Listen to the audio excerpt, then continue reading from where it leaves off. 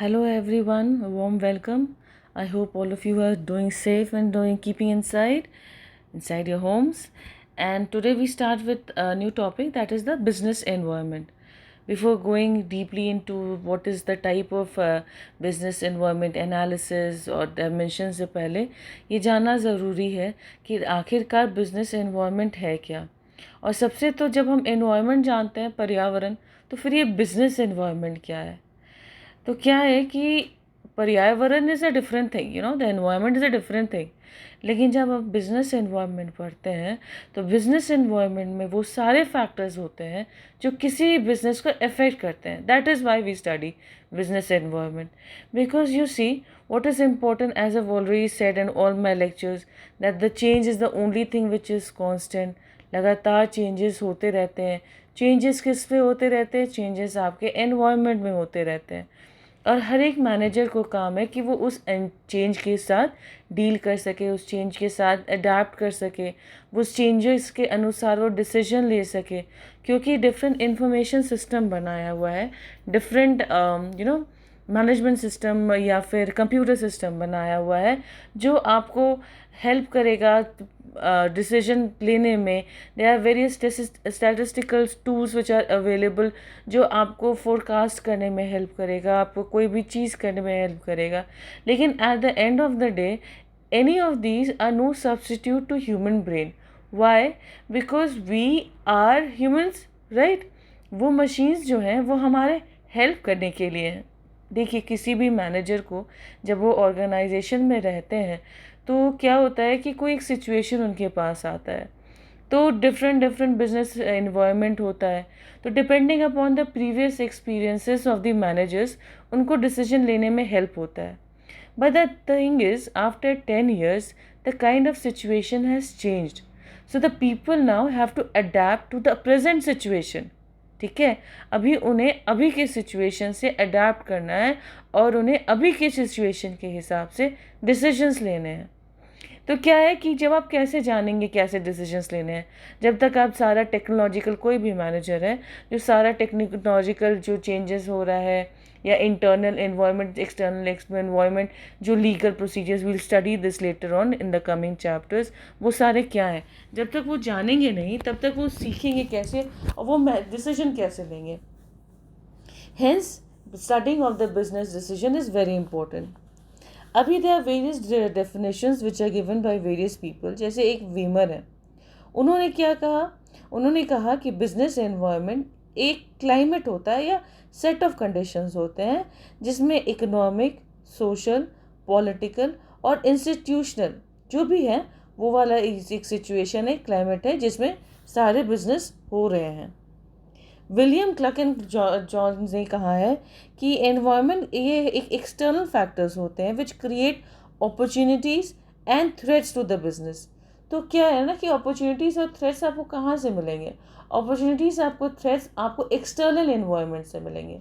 याद रखिएगा, आगे भी हम लोग पढ़ेंगे टाइप्स ऑफ एनवायरनमेंट में, there is external environment and there is internal environment. तो ये बेसिकली क्या कर रहे हैं, एक्सटर्नल एनवायरनमेंट में फोकस कर रहे हैं, क्योंकि वो क्या बोल रहे हैं कि opportunities and threats, you have to study your environment to understand the various opportunities which are available and various threats which are available to you, which are coming to you, और उसको डील करने के लिए आपको क्या करना है, इसलिए आपको environment जानना है।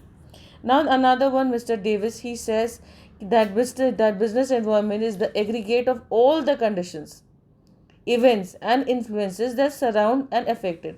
तो अभी क्या हो रहा था, इससे पहले दोनों जन ने जो कहा था वो एक्सटर्नल एनवायरनमेंट के बारे में कहा था। अभी क्या है, अभी जब धीरे धीरे क्या हो रहा है कि मॉडिफिकेशंस होते जा रहे हैं आपके डेफिनेशंस में। वो क्या बोल रहे हैं कि नहीं सिर्फ एक्सटर्नल एनवायरनमेंट्स नहीं, इंटरनल एनवायरनमेंट्स भी, बल्कि जो आपके जितने भी कंडीशंस हैं, जो भी इवेंट्स हो रहे हैं, जो भी काम हो रहा है, जो किसी न किसी तरह से अगर बिजनेस को अफेक्ट कर रहा है तो वो बिजनेस एनवायरनमेंट का पार्ट हो जाता है। Then mister Rickney and Scholl, they say that the environment of business, it consists of the external things which has, जिससे कारण जो बिजनेस है वो डायरेक्टली या इनडायरेक्टली इन्फ्लुएंस होता है। उसके बाद आता है mister Wheeler, he says that the total number of things जो external environments forms of business में हो रहा है, जो इफेक्ट कर रहा है, उसको बिजनेस एनवायरमेंट कहते हैं. Now, Mr. Arnold says that civilizations require challenges to survive. Charles Darwin की थ्योरी थी ना, सर्वाइवल ऑफ द फिटेस्ट, कि आपको जो भी फिटेस्ट है और जो अपने आप को स्ट्रगल करके सस्टेन कर पाता है, वही एक अडाप्ट कर पाता है. जो हम लोगों ने अडाप्टेशन बायोलॉजी में पढ़ा है. तो आपको किसी भी ऑर्गेनाइजेशन को भी अगर एनवायरनमेंट में सस्टेन करना है, अगर वो एनवायरनमेंट में उनको रहना है, तो उनको अभी के हिसाब से, अभी के एनवायरनमेंट के हिसाब से अपने आप को एडजस्ट करने की ज़रूरत है. उसको, वो जो प्रॉब्लम्स है उसको ओवरकम करने की ज़रूरत है. So thus on the above basis we see that's clear that a business environment क्या है, it is a very complex mixture of, it is a mixture of very complex, dynamic is one which is changing, obviously, as we say that the environment is constantly changing, and uncontrollable external factors. Uncontrollable मतलब जो हमारे control में नहीं है. See, the internal factors are in our control but the external factors are not in our control. ठीक है, we'll study the types of external factors in a little time. जितने आपके political factors होते हैं, economic factors होते हैं, technological factors होते हैं. अभी देखिए कोरोना वायरस आया, राइट, सारे इंस्टीट्यूट्स बंद हो गए. Was it in our control? But no, it was not in our control. This is a virus which is affecting human being. So why should companies be shut down? But we know that the business is being affected, the economy is being affected, है ना. तो अभी क्या है, जैसे schools colleges adapt कर रहे हैं, ऑनलाइन एजुकेशन चल रहा है, कंपनीज अडाप्ट कर रही है, वर्क फ्रॉम होम चल रहा है. लेकिन what about the cinema halls and parks? They are not going to work from home. Now what? तो क्या आपको अडाप्ट करना है? You have to look for changes, you have to find out ways how you will sustain your self, right. The nature of business environment. The nature of business environment में आपका आता है, पहला है systematic approach, social responsibility approach and creative approach. देखिए, जब हम ओबी में, मैनेजमेंट में या किसी चीज़ में जब सिस्टमैटिक अप्रोच पढ़ते हैं, तो we should always remember what is system. A system is a group of components which interact with each other. एक दूसरे से इंटरैक्ट करते हैं ताकि वो आगे और अच्छे से काम कर सकें. ठीक है, अपने में भी कोई सिस्टम होता है, उसका सब सिस्टम पार्ट होता है, और सारे सब सिस्टम्स मिलके काम करते हैं. अब एनवायरनमेंट में क्या बोलते हैं कि बिजनेस एक सिस्टम है जो goods and services. What are goods? Goods are the materials which are produced. For example, a water bottle is a good. But services, what is services? Is the hospitality, जो आपका tourism sector हो गया, या आपका hospitals हो गया, या आपके services हो गए. तो बिजनेस एक सिस्टम है जो प्रोड्यूस करता है गुड्स और सर्विसेज. किस चीज़ के लिए? एम्प्लॉयज़ के लिए. क्या यूज़ करके? Various inputs like raw materials, capital मतलब पैसे, लेबर मतलब employees, and from etcetera from the environment. Social responsibility approach. What is social responsibility approach? You see, we can not keep our self aloof from the society. एक organisation जब काम कर रहा है तो अपने आप को सोसाइटी से अलग नहीं रह सकता. अभी जैसे क्या है, अभी जैसे कोरोना वायरस का आया, टाटा जी ने कितने सारे करोड़ रुपए दिए काम करने के लिए. क्यों? He is donating to the society from which he is gained, right. जो कॉर्पोरेट सोशल रिस्पॉन्सिबिलिटीज़ वगैरह जो भी आती है, तो क्या है, जो भी सोसाइटी में आप काम करते हैं आप उससे गेन करते हैं. कोई भी ऑर्गेनाइजेशन गेन करता है और उसके तहत वो ऑर्गेनाइजेशन, उसका काम होता है ऑर्गेनाइजेशन को वापस देना. जो आप सीख रहे हैं आप उन्हें वापस दें, राइट. तो who are the stakeholders? They are the consumers, stockholders, employ, comment, सब कोई आते हैं आपके सोशल रिस्पॉन्सिबिलिटी अप्रोच में. Next is the creativity approach. Creative approach क्या होता है? The business gives a shape to the environment by facing challenges and availing opportunities. वो क्या होता है कि see, you understand it this way that connectivity was the need of the hour at any point of time, but there was just landlines. There were no mobile phones, there was no Facebook, there was no Zoom, there was no WhatsApp, right. लेकिन क्या हुआ? Creative approach क्या हुआ? लोगों ने opportunity देखी पहले भी लोग काम करने बाहर जाते थे, अभी क्या है, आप वर्चुअली एक दूसरे से किसी भी समय कनेक्टेड हैं. At any point of time you can feel like you can get connected via video conferencing, etc. But there was once upon a time that even if you had to make a call, it took 1 rupee. 1 minute ka call was to take 100 rupees, 200 rupees if you made it to abroad. That is what I meant. या फिर आप पहले की movies देखिएगा तो उसमें trunk calls booking होती थी. तो क्या है ना, वो सारी चीज़ अवेलेबल थी, वो कनेक्टिविटी का ज़रूरत सबसे था.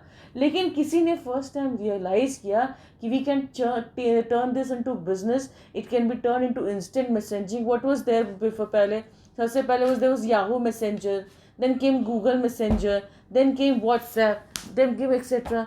तो ये सब चीज़ आगे बढ़ता चला गया. Then is the nature and the characteristics of the business environment. Nature of characteristics of business environment क्या बोलता है? It is a symbiotic relationship between business environment factors and business decisions. अभी क्या है कि कोई भी business decisions and performance जो होता है वो business factors से associated रहता है. बिजनेस क्या करता है, टारगेट कस्टमर्स कौन है, क्या स्ट्रैटेजीज अप्लाई करना है, कब कहाँ क्या काम करना है, कैसे काम करना है, कंटिन्यू करना है कि नहीं, एक्सपैंड करना है कि नहीं. तो जो भी बिजनेस डिसीजन लिया जाता है वो बिजनेस फैक्टर्स पे डिपेंड करता है. बिजनेस फैक्टर्स डायनेमिक होते हैं. डायनेमिक मीनिंग क्या? चेंज होते रहते हैं. I just said, what are the economic policies of the government? What are the political policies of the government? या who are the suppliers of the government, of the organization? ये सारे चीज़ change होते रहते हैं. तो जो चेंज होता है तो ये सारे business factors, what they say, it is dynamic. It changes from time to time, right? Flexibility होती है. No single firm cannot, no single firm cannot change the business environment. क्या बोलते हैं ना कि एक हम लोग when you study economics you will find that there is a perfect market. ठीक है, एक परफेक्ट होता है जहाँ पे कोई कंपटीशन नहीं है, आराम से सब रह रहा है, बट ऐसा होता नहीं है. In a realistic view, there are various number of organizations or various organizations, they affect each other. उनकी एक दूसरे की प्राइसिंग पॉलिसी, एक दूसरे का जो क्वालिटी है, ये सारा चीज़ जो है वो इन्वायरमेंट में आता है. क्योंकि एक कॉम्पिटिटर भी जब किसी की ऑर्गेनाइजेशन का होता है तो वो भी उस ऑर्गेनाइजेशन के एक्सटर्नल इन्वायरमेंट का हिस्सा होता है, राइट. तो अगर किसी कोई कॉम्पिटिटर बहुत बढ़िया कर रहा है तो इसका भी काम है कि किस तरह से अपने प्रोडक्ट को और बेहतर किया जाए.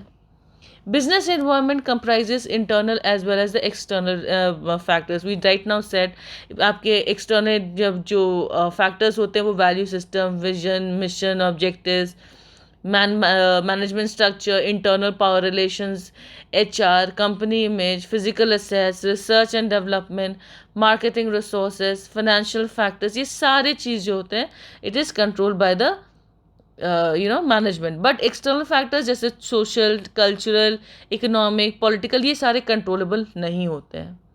Then business environment establishes firm environment.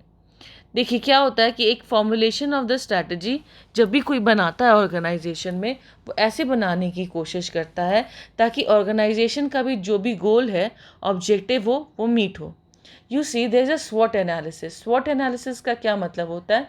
Strength, weakness, opportunities and threats देखना. तो जब हम एक्सटर्नल एनवायरनमेंट अपना देखते हैं तो हम क्या देखते हैं? बाहर का एनवायरनमेंट देख रहे हैं. तो हम देख रहे हैं कि बाहर के एनवायरनमेंट में क्या क्या अपॉर्चुनिटीज़ हमें मिल सकते हैं.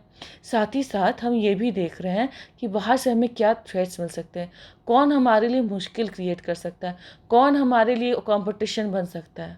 ठीक है, जब आप इंटरनल एनालिसिस करते हैं, अपना चीज़ देखते हैं, अपने अंदर की चीज़ें देखते हैं, तो आप स्ट्रेंथ्स एंड वीकनेसेस आइडेंटिफाई करते हैं. स्ट्रेंथ्स मतलब आपके क्या क्या एकदम पॉजिटिव पॉइंट है, आप कुछ भी उसमें करो तो आप सबसे बेहतर कर सकते हो.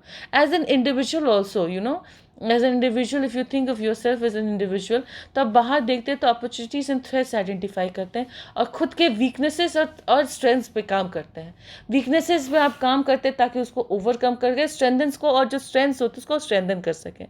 अब जब आप प्रॉपर स्वॉट एनालिसिस कीजिएगा और उसको बहुत अच्छे से अपना जितना भी आपका स्ट्रेंथ्स, वीकनेस, अपॉर्चुनिटीज, थ्रेट्स ये आइडेंटिफाई कीजिएगा, तो क्या होगा ना कि आप एक बहुत अच्छे से See, the future is unpredictable, right?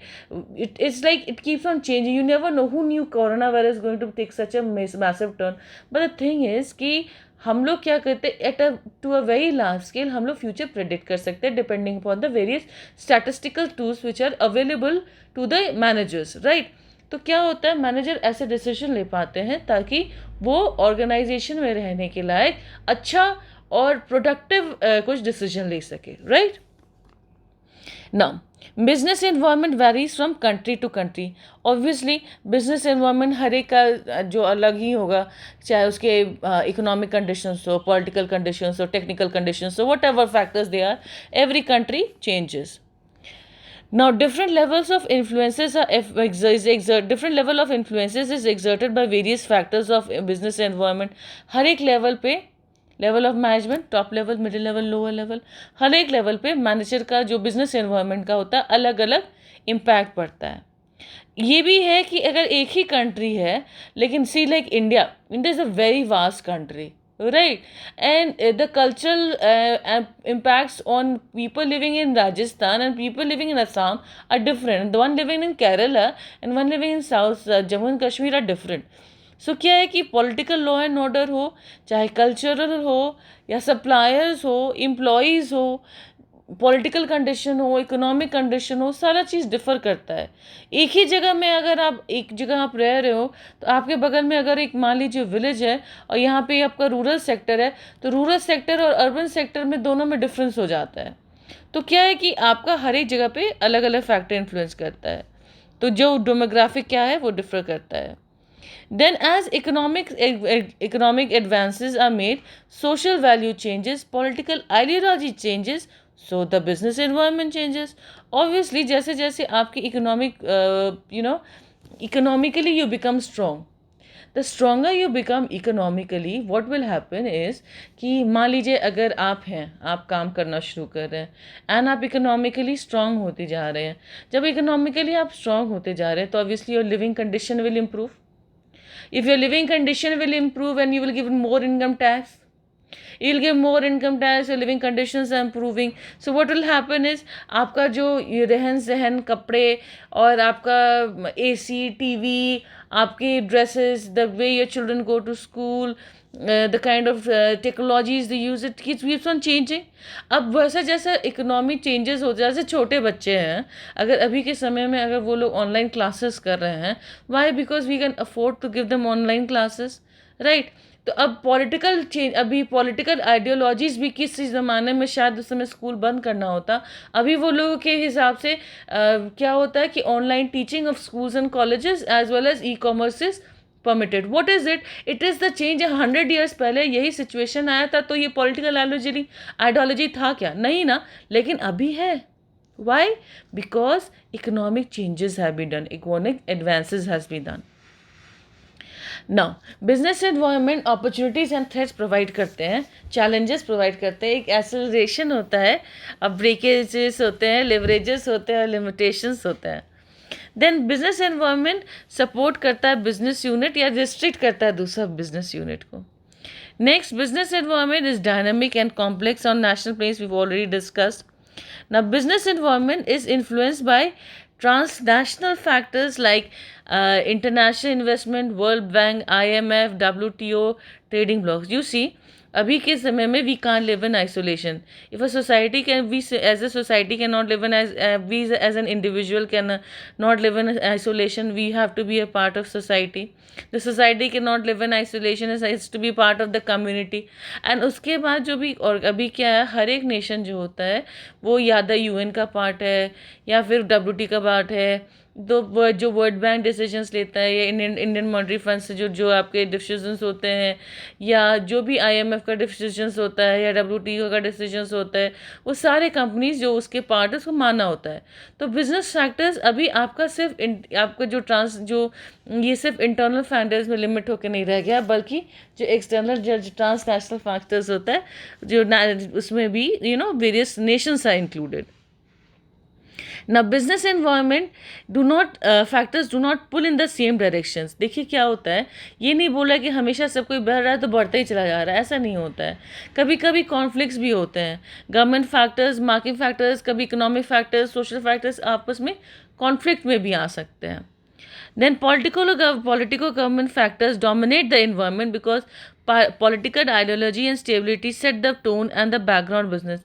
क्या होता है, of all the external factors, no, they say that the political factor is the strongest factor. क्योंकि देखिए क्या होता है, पॉलिटिकल गवर्नमेंट तो ऑब्वियसली अभी कोई भी गवर्नमेंट जब रूल में आती है तो उनके अपने एक आइडियोलॉजीज होते हैं, और जो आइडियोलॉजीज होते हैं उस हिसाब से वो कुछ ट्रेड पॉलिसी, कुछ इकोनॉमिक पॉलिसी में चेंजेस लाते हैं. वो कुछ चीज़ें ट्रेड्स को बढ़ावा देते हैं, कुछ ट्रेड्स को नहीं बढ़ावा देते हैं. तो क्या होता है कि अगर जो ये पॉलिटिकल के कारण टेक्नोलॉजी भी अफेक्ट कर सकता है, इकोनॉमिक भी अफेक्ट कर सकता है, और सारी चीज़ अफेक्ट हो सकते हैं. Hence they say that political government is one of the most important changing factors of the business factors. Now significance of the business environment है कि हमने बिजनेस एनवायरनमेंट क्यों पढ़ना है. तो यही हो गया बिजनेस एनवायरनमेंट के फैक्टर्स जो हमने पढ़े हैं, वही चीज़ है बेसिकली. लेकिन ये होता है कि एक बिजनेस एनवायरनमेंट होता है the sum total of all the conditions which surrounds a man in the given point of time. तो सारे एनवायरनमेंट के सारे फैक्टर्स होते हैं. और अभी ग्लोबलाइज इकोनॉमी है because one country is obviously doing work with the other country, so we have a globalise economy. तो हमने क्या करना है, हमने करना है कि हम उसमें हम बिजनेस एनवायरनमेंट इस तरह पढ़ें कि हम ग्लोबलाइज इकोनॉमी में खुद को अडाप्ट कर सकें. तो उसमें क्या ज़रूरत है, help to understand internal environment. अब देखिए बिजनेस एनवायरनमेंट जब हम लोग पढ़ रहे हैं तो इससे क्या होगा, तो बिजनेस की क्या पॉलिसी है, ऑर्गेनाइजेशन स्ट्रक्चर कैसा है, ये सब चीज़ कब जब अगर आप अच्छे से स्टडी करेंगे तो आप इफेक्टिव मैनेजमेंट इंफॉर्मेशन सिस्टम बना सकेंगे. मैनेजमेंट इंफॉर्मेशन सिस्टम क्या होता है, मैनेजमेंट इंफॉर्मेशन सिस्टम होता है एक computer system which is design specifically for a manager which helps him to take decisions, right. एक कंप्यूटर सिस्टम में जो प्रोग्राम सब डाले होते हैं, एक स्पेशल टाइप का, इस टाइप का, ताकि कोई भी मैनेजर जो काम कर रहा है उस इंफॉर्मेशन सिस्टम के साथ उसको हेल्प कर सके. अब अगर इफेक्टिव मैनेजमेंट इंफॉर्मेशन सिस्टम डाला रहेगा, उसमें डेली के रिपोर्ट्स, मंथली रिपोर्ट्स, जो भी उस मैनेजर का रिक्वायरमेंट रहेगा वो इफेक्टिवली आता रहेगा, तो क्या होगा, एनवायरमेंटल चेंजेस प्रिडिक्ट करने में हेल्प करेगा. Then it helps to understand the economic system. ये नहीं है कि सिर्फ कि इंफॉर्मेशन सिस्टम बनाने में हेल्प करेगा, बल्कि ये भी है कि अगर सारे बिजनेस एंड फैक्टर्स अच्छे से पता है किसी भी मैनेजर को या हुसोएवर is involve in the decision making, तो वो क्या करेंगे, वो अच्छे से इकोनॉमिक सिस्टम को समझ सकेंगे, और इकोनॉमिक सिस्टम को अच्छे से समझ करके उसी हिसाब से वो अपना काम डिसीजन ले सकेंगे. Then it helps to understand the economic policy. Obviously see हम लोग ने पढ़ा कि जब बिजनेस एनवायरनमेंट क्या होता है, अगर गवर्नमेंट का क्या इंपोर्ट एक्सपोर्ट पॉलिसी है, प्राइस पॉलिसी है, उनकी मॉनेटरी पॉलिसी क्या है, उनकी फॉरेन एक्सचेंज पॉलिसी क्या है, उनकी industrial policy, what ever it is, if they understand it properly, तो क्या होता है कि इकोनॉमिक पॉलिसी अगर बेहतरीन तरीके से चलता है, ऐसे बेहतरीन तरीके से पता होता है, तो उस हिसाब से वो अपना डिसीजन ले सकते हैं अपना काम एक्सपैंड, डाइवर्सिफाई या आगे बढ़ाने का, या कोई भी उनके पास अगर कोई सिचुएशन आ रही है, कोई प्रॉब्लम आ रही है, कोई भी सिचुएशन के पास आ रही है, तो वो कैसा डिसीजन लेंगे, वो उसके वहाँ उस समय के मॉनिटरी, जो सरकार की मॉनिटरी पॉलिसी है, जो गवर्नमेंट की मॉनिटरी पॉलिसी चल रही है, द कंट्री की मॉनिटरी पॉलिसी चल रही है, उस हिसाब से वो उसके हिसाब से डिसीजन ले सकते हैं. Now it helps to understand the market conditions. Market conditions को क्या होता है कि वो एक अच्छे से ना वो उसको समझाने में हेल्प करता है, ताकि the knowledge about increase and decrease in demand, supply, monopolistic practices, government participation in business necessary. तो एक मार्केट कंडीशन कैसा चल रहा है, then again see ultimate goal is what, the ultimate goal is the manager should be able to take proper decisions, proper policies when they are faced with challenging situations. So if you have to take proper decisions, no, you should be well informed. How will you be well informed? You'll be well informed only when you know what are the various factors which can affect your decisions, right? तो market conditions भी अगर अच्छे से study किया जा सके तो आप आराम से काम कर सकते हैं. तो इस सब का फ़ायदा क्या होगा, ऑब्वियसली आपको सब पता है. तो क्या है कि एज आई सेड कि फ्यूचर अनप्रेडिक्टेबल है, आगे क्या होगा नहीं मालूम, लेकिन मैक्सिमम टू मैक्सिमम वो कोशिश यही करेंगे that there is a smooth functioning of the business, कहीं प्रॉब्लम नहीं हो, आदमी आराम से काम कर सके।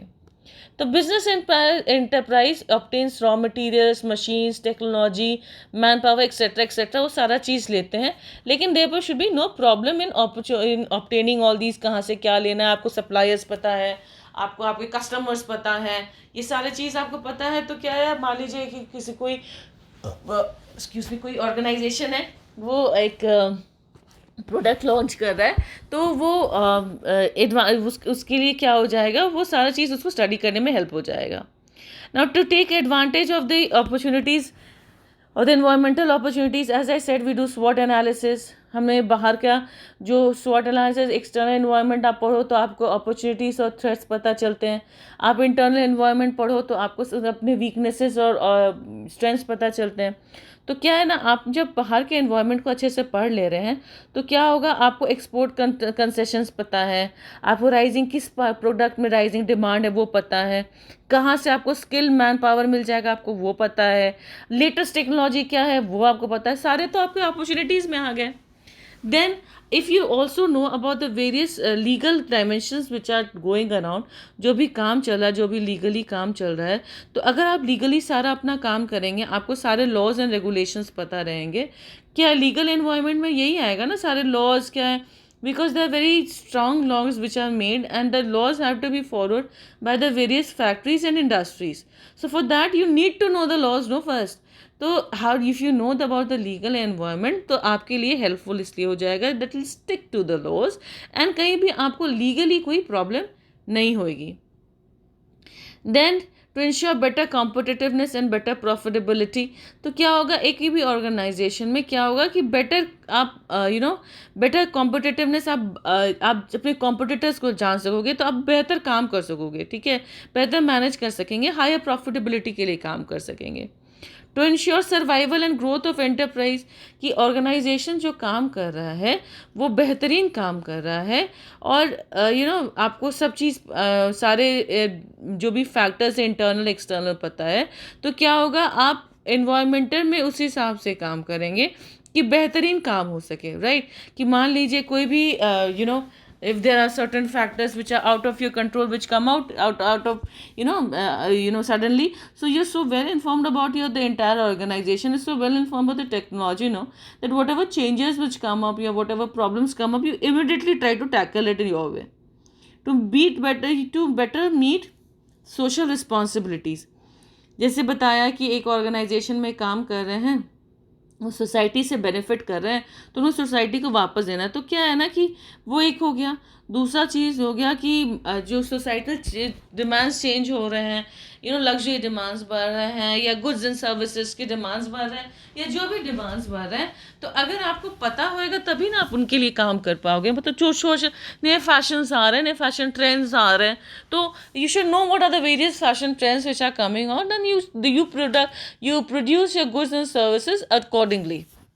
Managerial response to the changes in the business environment, manager कैसे रिस्पॉन्स करते हैं, शॉर्ट टर्म हो या लॉन्ग टर्म हो, उनको कोप अप करना है with the business uncertainties, right. तो उनको क्या करना है, कोप अप करने के लिए क्या करेंगे, इंस्टॉलेशन ऑफ MIS, जो हमने आपको बताया, हर एक मैनेजर को एक ऑर्गेनाइजेशन में depending upon the particular need of a manager, चाहे टॉप लेवल में हो या मिडिल लेवल या लोअर लेवल में हो, उनके लिए एक सिस्टम में उनके लिए एक प्रोग्राम डिज़ाइन किया जाता है, जहां उनको उनके डिसीजन मेकिंग, देखिए हर एक लेवल ऑफ मैनेजर को अपना डिसीजन लेना है।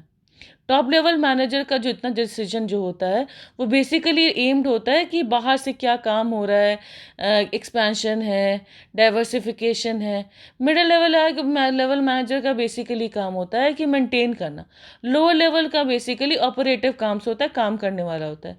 तो हर एक लेवल को जो है अलग अलग टाइप के रिपोर्ट्स और इन्फॉर्मेशन चाहिए होता है।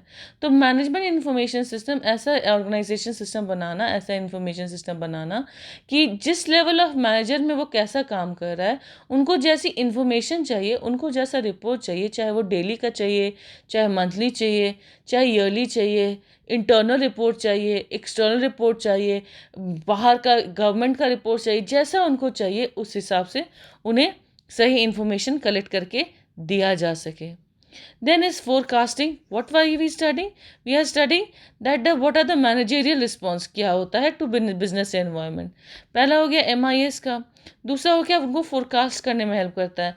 ऑब्वियसली देखिए टॉप लेवल मैनेजर को और उनको डिसीजन लेना है एक्सपेंशन का या डाइवर्सिफिकेशन का. अगर एक्सपेंशन या डाइवर्सिफिकेशन को उनको लेना है तो वो क्या करेंगे, वो उनको कैसे इन्फॉर्मेशन चाहिए होगा. पहला तो उनको इंटरनल इन्फॉर्मेशन चाहिए होगा कि उनके पास कितना एम्प्लॉय अवेलेबल है कि वो डाइवर्सिफाई कर सकें या एक्सपैंड कर सकें. दूसरा उनको ये भी इंफॉर्मेशन, इससे इंटरनल इन्फॉर्मेशन चाहिए होगा, लेकिन उससे ज़्यादा उनको एक्सटर्नल इन्फॉर्मेशन चाहिए होगा कि अभी के समय में क्या मार्केट का सिचुएशन है, साथ ही साथ बाहर जाने का क्या सिचुएशन है, एक्सपैंड करने का क्या सिचुएशन है, कहाँ एक्सपैंड करने का सिचुएशन है, गवर्नमेंट पॉलिसीज़ क्या चल रहा है, वो उनको चाहिए. राइट. तो फोरकास्ट करने में हेल्प करता है. Recruitment of experts. तो अभी क्या डिसीजन मेकिंग तो ठीक ही है, MIS वो लोग अपना बना ही रहे हैं, but then MIS is what it is an computer system, and as I already said a computer system is no substitute to the human brain. So what happens it, उसको एक्सपर्ट नॉलेज चाहिए, तो वो expertly political trends जो भी ये study करके वो decision लेते हैं. देन इनोवेशन करना. तो मैनेजमेंट ये भी ट्राई करेगा कि इनोवेट करें नए ideas. See new products of new sizes and designs. Then replacing new markets with new old markets with new products. Discovery of the new products. Technique of new products. Then अगर old ही product है तो उसका क्या नया technology आप लाओ, क्या नया इनोवेशन करो कि उसको नए तरीके से यूज़ कर सके. Then part of the reach resistance. इसमें क्या है कि आपका जब अगर आपको have various business environmental forces that are taking place, तो under the approach of path of least resistance एक बिजनेस एनवायरमेंट एक new course of action plan करेगा, जहाँ पे वो कोशिश यही करेंगे ताकि हम ऐसा काम करें, ऐसे अपना काम सुचारू रूप से करें ताकि एनवायरमेंटल फोर्सेस से हमें कहीं कंपटीशन नहीं मिले, हम आराम से काम करते रहें. Right. Now acquisition, mergers and joint ventures. अभी क्या है, ये भी एक स्ट्रैटेजिक मेजर होता है. एक्विजिशंस मतलब क्या होता है कि किसी कंपनी को टेक ओवर कर लेना. मर्जर्स हो जाते हैं कि दोनों मिलके काम करना. जॉइंट वेंचर्स या एक साथ काम करना. तो आपको अपने एनवायरनमेंट में अपने कॉम्पिटिटर्स वगैरह सब पता है, तो आप एनवायरमेंटली प्रेशर्स या सर्टेनिटीज़ के साथ डील करना है. तो अगर आप एक्विजिशंस मर्जर्स सब करते हैं तो आपकी स्ट्रेंथ बढ़ जाती है. तो पहले तो आप स्टडी करोगे एनवायरनमेंट, तब ना आपको पता रहेगा कि आफ्टर ऑल किसके साथ मर्जर कर सकते हैं. Then systematic adaptation. देखिए क्या होता है कि कोई भी business environment, intelligent business environment management as they say, they adopt a system of policy of systematic adaptation. इसमें क्या होता है कि जो systematic adaptation to what, the environmental challenges, right, या चेंजेस. तो क्या करते हैं, कैसे वो लोग सिस्टमैटिक अडेप्टेशन करते हैं. Gradual decentralization of authority. जी कि ग्रेजुअल डिसेंट्रलाइजेशन ऑफ अथॉरिटी का मतलब हुआ कि कोई भी मान लीजिए एक मैनेजर है, तो वो अपनी पावर को सेंट्रलाइज कर देता है. मतलब क्या, अपना पावर 2 या 3 लोगों में बांट देता है ताकि वो लोग जो हैं वो और मेहनत कर सकें, और वो लोग अपना they take up the responsibilities ताकि वो और ज़्यादा अच्छे से काम कर सकें, मार्केट का पल्स जान सकें.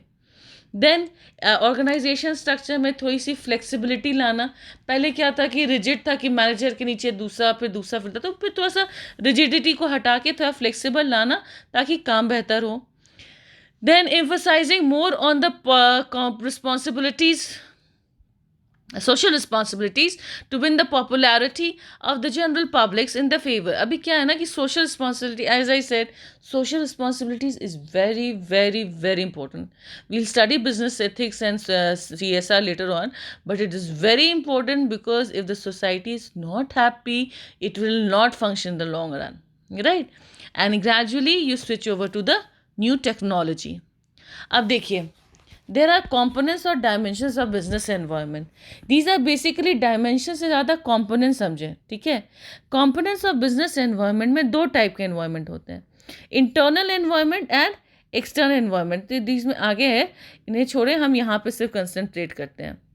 अब देखिए, इंटरनल एनवायरनमेंट में आपका क्या आता है. इंटरनल एनवायरनमेंट में आपके आते हैं सप्लायर्स, कस्टमर्स, मार्केटिंग जो भी आपका कर रहा है. सॉरी, रियली सॉरी, मैं एक्सटर्नल बिजनेस इंटरनल एनवायरनमेंट्स में आते हैं आपके value, missions, objectives, organizational structure, corporate value, quality, labor, employee, employers, everything. External environment दो टाइप का होता है, एक इंटरनल होता है, एक माइक्रो होता है, एक मैक्रो होता है. माइक्रो मतलब क्या होता है? माइक्रो मतलब छोटा और मैक्रो मतलब बड़ा. ठीक है. तो जब माइक्रो आप बोल रहे हैं तो जो सप्लायर्स है वो डायरेक्टली अंडर द ऑर्गेनाइजेशन तो नहीं है, लेकिन हम लोग बिना अपने सप्लायर्स के नहीं रह सकते. तो वो जो सप्लायर्स हो रहे हैं या कस्टमर्स हो रहे हैं या मार्केटिंग इंटरमीडिएटर्स हो रहे हैं या कॉम्पिटिटर्स जो हो रहे हैं या आपकी पब्लिक यूटिलिटीज़ जो हो रही हैं, ये सारे आपके माइक्रो एनवायरनमेंट में आते हैं. और macro environment is totally beyond our control. They at a large scale, जिसमें आपका आता है economic, political, legal, technological, social, cultural, global, demographic, natural and biological. ये सारा जितना भी बाहर का हो जाता है ये सारे आपके इंटरनल और एक्सटर्नल एनवायरनमेंट में आ जाते हैं. अभी देखिए आपके माइक्रो ऑपरेटिंग एनवायरनमेंट में आ गए सप्लायर्स जो आपके सप्लाई करते हैं. कस्टमर्स, कस्टमर्स में आपके wholesalers, retailers, industries, government, foreigner सारे आ गए. मार्केट इंटरमीडिएटरीज, इसमें जो मिडल मैन होते हैं, जो मार्केटिंग एजेंसीज होती हैं, जो फाइनेंशियल इंटरमीडिएटरीज होते हैं, जो फिजिकल इंटरमीडिएटरीज होते हैं, वो सारे आ गए. देन कॉम्पिटिटर्स, कॉम्पिटिटर्स हो गए जो जो ऑब्वियसली वी नो कि एक कोई भी ऑर्गेनाइजेशन में जैसे कॉम्पिटिटर्स होते हैं उसी प्राइसिंग पॉलिसी वगैरह सब डिपेंड करता है, जो डिमांड सप्लाई होता है. तो कैसे कॉम्पिटिटर्स हैं आपके और कैसा पब्लिक है, मीडिया एंड लोकल पब्लिक दोनों. मैक्रो में दो टाइप के हो जाते हैं, एक हो गया इकोनॉमिक, हो गया नॉन इकोनॉमिक. इकोनॉमिक एनवायरनमेंट जब आपका होता है तो इकोनॉमिक कंडीशन सारे होते हैं, जैसे ग्रॉस डोमेस्टिक प्रोडक्ट क्या है, पर कैपिटा इनकम क्या है, आपका अभी क्या अवेलेबिलिटी ऑफ कैपिटल चल रहा है, फॉरेन एक्सचेंज क्या है, इकोनॉमिक पॉलिसीज़ कैसे कैसे चल रहे हैं अभी गवर्नमेंट के, इंडस्ट्रियल पॉलिसी क्या है, physical monetary, we'll study this later. Industrial policy क्या है, फिजिकल पॉलिसी क्या है, मॉनिटरी पॉलिसी क्या है, फॉरेन एक्सचेंज पॉलिसी क्या है, इंपोर्ट एक्सपोर्ट पॉलिसी क्या है, ये सारा आता है. देन इंडस्ट्रियल पॉलिसी क्या होता है? वो सारे गवर्नमेंट के policies related to the control and regulations which is directed under control of the industrial enterprises, ये आपके इंडस्ट्रियल पॉलिसी होते हैं. फिजिकल पॉलिसी होता है कि गवर्नमेंट का पॉलिसी होता है कि कैसे पब्लिक एक्सपेंडिचर, टैक्सेशन और पब्लिक डेब्ट को डील करेंगे.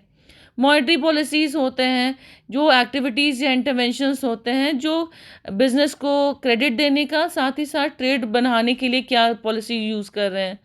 Foreign investment policy, we know how foreign comes in, उनका इन्वेस्टमेंट. इंपोर्ट एक्सपोर्ट पॉलिसीज़, हमारा इंपोर्ट और एक्सपोर्ट कैसे चल रहा है उस पर डिपेंड करता है. देन इकोनॉमिक सिस्टम में there are three types of economic system, that is capitalist system, socialist system and mix system. Capitalist system, this is not under course, but capitalist system वो होता है जो पहले चलता था जिसमें the manufacturer is the sole authority. Socialist में क्या होता है कि manufacturer as well as the employ दोनों का रिलेशन रहता है. बेसिकली पब्लिक एंटरप्राइजेस होते हैं. और कैपिटलिस्ट इकोनॉमी में प्राइवेट एंटरप्राइजेस ज़्यादा होते हैं. सोशलिस्ट इकोनॉमी में पब्लिक एंटरप्राइजेस होते हैं. और मिक्स इकोनॉमी में दोनों होते हैं. ना नॉन इकोनॉमिक एनवायरनमेंट में आता है पहले सोशल एनवायरनमेंट. सोशल एनवायरनमेंट क्या होता है? It include social factors. Social factors जैसे क्या? Customs, traditions, value, beliefs, poverty, literacy, life expectancy, ये सारे चीज़ जो होते हैं ये आपके फैक्टर. जैसे मान लीजिए होली का समय आ रहा है, ठीक है. होली के समय में क्या होगा? ऑब्वियसली आपका ना the demand for the cotton clothes really goes up really high. So what happens is one of the social condition या कल्चर कंडीशन आप कह सकते हैं. उस समय सोशल फेस्टिवल आ रहा है तो आपका demand for that particular things really goes high. Political environment क्या होता है? Political environment is also very important, क्योंकि पॉलिटिकल एनवायरनमेंट सही रहेगा तो ही आपका जो इकोनॉमिक पॉलिसीज़ को स्टेबिलिटी प्रोवाइड करेगा. ठीक है. वो तो डायरेक्टली और इनडायरेक्टली वो बिजनेस को इन्फ्लुएंस करते ही करते हैं. ठीक है. Then after this is the legal environment. Legal environment में आता है आपका various tax, various laws which have been made related to the working of the factories or industries. There are various laws, for the payment of wages, for the proper conduction of the employees, for the conduction of the industries. Factories ठीक से काम करे तो आपका companies act है, foreign exchange management act, factories act है, dispute act है, industrial dispute act, ये सब हमारे प्लेलिस्ट में दिया हुआ है. If you are interested to know what it is, you just go through it. If you not, it's okay. Then gratuity act है. Then there various laws which are made. ठीक है, कई की कॉन्स्टिट्यूशन क्या बनाती है, जो जुडिशियल डिसीजंस क्या होता है. इसके बाद आता है आपका technological environment. Obviously the better the technology is, the better the productivity will be there.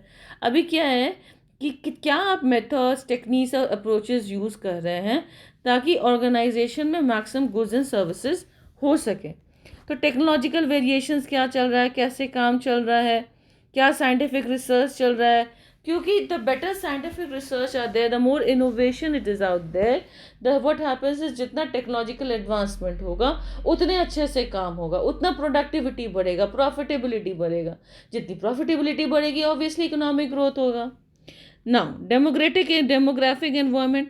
Demographic environment, it refers to the size, density, population and the growth rate of the growth rate of the population.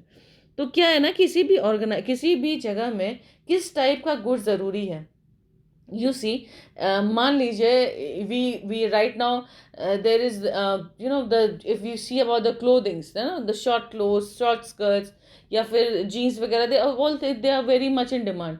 But then what happens is there is a urban sector, there is a rural sector. वही चीज़ है. If अगर वहाँ पे आपके जो urban sector में वही क्लोथ्स का ज़्यादा डिमांड है, बगल में अगर उससे एकदम बगल में रूरल सेक्टर है तो वहाँ पे ना डिमांड इज लेस. साथ ही साथ ना सिर्फ ये नहीं है कि आप कैसे कपड़े पहनो, आपका एज लिमिट क्या है. किसी भी जगह में किस एज के लोग ज़्यादा हैं, जिस एज के जो ज़्यादा होंगे वहीं पे आपका the kind of demand of there is for the product increases. For example, if you're in a college vicinity, right, and you start selling like anti pimple cream or something, तो college में क्या होता है, 16-17 से लेके 25 साल के बच्चे ज़्यादा होते हैं. तो anti pimple cream either for the boys or the girls work really well, but you start selling Olay, no, it will not work. Few teachers there, but compared to the students it will not work. सो क्या है, तो demographic rate बहुत high है. जो जैसा demographic rate रहता है, जैसा साइज डेंसिटी पॉपुलेशन का होता है, उस हिसाब से जो बिजनेस डिसीजंस लेना बहुत ज़रूरी हो जाता है. बिकॉज ये all you're studying is the business decisions. उसके बाद आता है natural environment. There again you go the kind of अगर आप जम्मू कश्मीर में जाओ, the woollen clothes are cheaper, plus the amount of woollen clothes made is more. You come to Kerala, the woolen clothes they do not buy, and the cotton clothes का is in high demand. तो natural environment इस आपका business decisions को बहुत affect करता है. क्या geographical ecological factor है, क्या इन्फ्लुएंस कर रहा है, कैसा क्लाइमेटिक लोकेशन एस्पेक्ट है, what is the topographical business. क्या है, जैसे मान लीजिए उत्तर प्रदेश ही है तो amount of sugar production is very high. तो sugar production is very high तो ऑब्वियसली शुगर का और एग्री सबका प्रोडक्शन बहुत हाई रहेगा. तो गवर्नमेंट क्या करेगी, वो ऐसा पॉलिसी बनाने की कोशिश करेगी कि आपका उसका इंपोर्ट एक्सपोर्ट चले, उसके ज़्यादा बिजनेस बढ़े. So at the end of the day, तो these are the various factors. So what we have studied is here is what is business environment, what are the needs of the studying business environments. Then we have studied the significance. Obviously हमने पढ़ा components क्या क्या होते हैं. components आपके internal external होते हैं. और उसके बाद हमने dimensions पढ़ा business environment का. So that is all for today. This is the beginning of the chapter. This is the business environment. And keep home, keep safe. Please follow the lockdown. Please follow the government policies. Happy learning. Thank you.